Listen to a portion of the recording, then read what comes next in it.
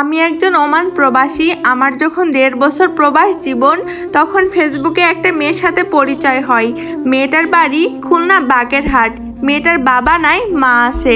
বাবা মারা যাওয়ার পর ওর মার আরেকটা বিয়ে হয়, ওখানে ওর মার সাথে থাকে। ওই পক্ষে এক মেয়ে আর এক ছেলে, ওরা মোট 3 ভাই বোন। তো আমার সাথে হঠাৎ করেই পরিচয় ফেসবুকে। কিছুদিন যাওয়ার পর দুজনকে ভালোবাসতে শুরু করলাম। আমাদের সম্পর্ক খুব ভালোভাবেই কাটতেছিল, কিন্তু হঠাৎ 1 মাস পর আমাকে বলল ওর নাকি বাসা থেকে বিয়ের জন্য চাপ দিচ্ছে। আমার কাছে বললে আমার চোখ অন্ধকার হয়ে যায়। তারপর ও বলল ওর পড়াশোনার খরচ বহন করলে ও নাকি আমার জন্য থাকবে। ও অনার্সে পড়ে। তারপর আমি বললাম যাও, আমি পড়াশোনার খরচ বহন করব। দিতে থাকলাম পড়াশোনার খরচ।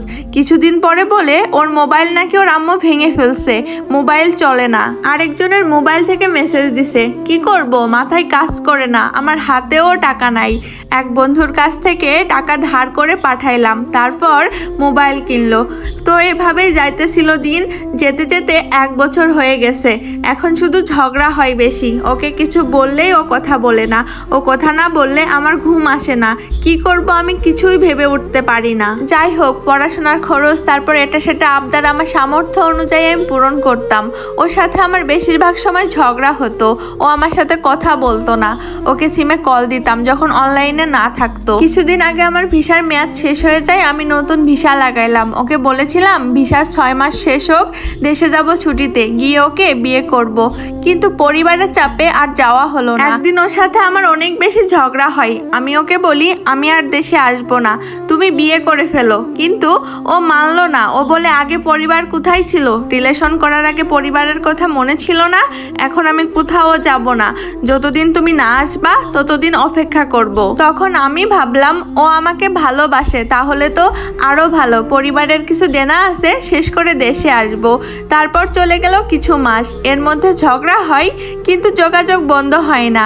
1-2 দিনের মধ্যেই আবার কথা বলে। এখন গত 28/11/2024 শুক্রবার ও আমাকে সকালে বলেছিল আমি বিকালে কল দিব, কিন্তু ও কল দেয়নি, অনলাইনে আসে না। আমি ওরে সিমে কল দিলেও সিম বন্ধ করে রাখে, আবার কিছুক্ষণ পর খুলে, আবার কল দিই, আবার বন্ধ করে দেয়। আমাকে লাস্ট বলেছিল বাসায় সমস্যা, এজন্য কথা বলতে পারি না, তুমি চিন্তা করো না, সাবধানে থেকো, আমি কথা বলবো। তারপর 1 সপ্তাহ চলে গেল, কল দেয়নি, সিম বন্ধ করে দিছে। পরে একদিন সকালে মেসেজ দিছে চিন্তা করো না, বিকালে কথা বলবো, সাবধানে থেকো। কিন্তু আজকে 15 দিন ও আমার সাথে কথা বলে না। আমি প্রতিদিন ওর অপেক্ষায় বসে থাকি, রাতে ঘুমাতে পারি না। কান্না করতে করতে আমি শেষ হয়ে যাচ্ছি, তাও আমার সাথে কথা বলে না। যদি এই ভিডিওটা ওর সামনে যায়, তাহলে আমি একটা কথা জানতে চাই, কি অপরাধ ছিল আমার, কেন ছেড়ে চলে গেছো? এই স্টোরিটা আমিনুল ইসলাম নামে একটা ভাইয়া লিখে পাঠিয়েছেন, তার জীবনের স্টোরি। হঠাৎ করে আপুটা ভাইয়ের সাথে যোগাযোগ বন্ধ করে দিয়েছে, কিন্তু কি কারণে সে যোগাযোগ করতেছে না, কোনো বিপদ হলো কিনা, কোনো কিছুই বলেনি। ভাইয়া আমাকে অনেকবার করে রিকোয়েস্ট করতেছিল আমি যেন তার জীবনের স্টোরিটা শেয়ার করি। আর আপু যদি এই ভিডিওটা দেখে থাকো, তাহলে অবশ্যই ভাইয়াটার সাথে যোগাযোগ করো, সে অনেক বেশি কষ্ট পাচ্ছে।